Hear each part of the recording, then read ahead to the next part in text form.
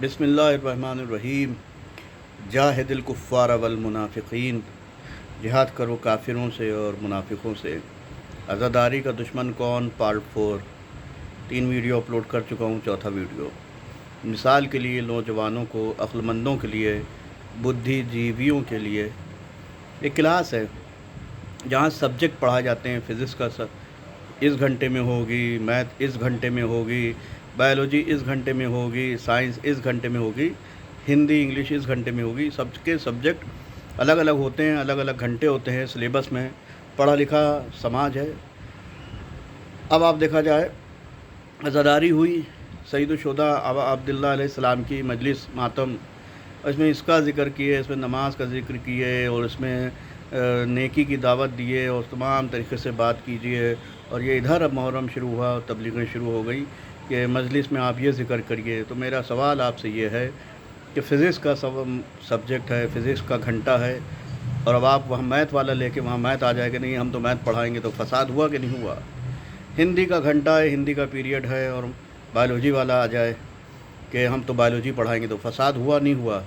जो जिसका घंटा है, जो जिसका पीरियड है, उसमें वही सब्जेक्ट पढ़ाया जाएगा। दूसरा आ जाएगा, अपनी टांग अड़ाएगा, तो फसाद बरपा हो गया। यही चीज़ें अज़ादारी में लोगों ने अक्का मखली की वजह से, मुनाफिकत की वजह से, और इस तरीके से लोगों ने राइज किए। जाहिल कौमें हैं, अक्ल उससे काम नहीं लेती है और उस हवा हवस में पैरवीज़न करने लगती है।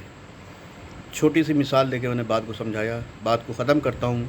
अज़ादारी सैयदुश्शुहदा, इसमें सिर्फ़ इमाम हुसैन का ज़िक्र हुआ होगा, उनके मसाइब का ज़िक्र होगा। अगर कोई दूसरी चीज़ें खुराफात इसमें लेके आ रहा है या दूसरे मसले मसाइल लेके आ रहा है, तो वो फ़साद बर्पा कर रहा है।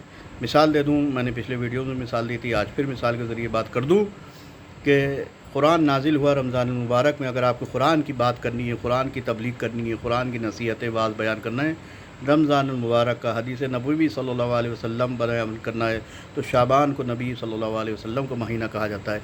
हज़रत अली अलैहिस्सलाम की सीरत की बात करना है, तो रजब मौला अली से मंसूब है, आप उसमें सीरत की बात कर सकते हैं। इसी तरीके से दूसरे महीने हैं, उनकी फजीलत है, तो वहाँ पे बयान कर देते हैं।